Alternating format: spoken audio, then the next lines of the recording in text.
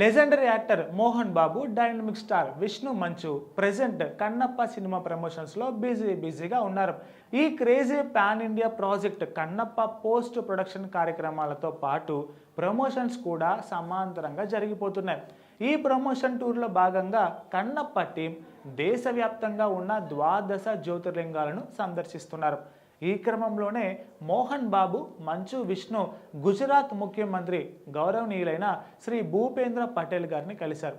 ఈ టూర్లో శరత్ కుమార్, ముఖేష్ రిషి, వినయ్ మహేశ్వరి కూడా సందడి చేశారు. ఇక ముఖ్యమంత్రి శ్రీ భూపేంద్ర పటేల్ అతిథి మర్యాదలకు, పలికిన సాదర స్వాగతాలకు కన్నప్ప టీం హృదయపూర్వక కృతజ్ఞతలు తెలియజేసింది. ప్రముఖ తెలుగు కళాకారుడు రమేష్ గొరిజాల అందమైన పెయింటింగ్ను విష్ణు మంచు ముఖ్యమంత్రికి బహుకరించారు.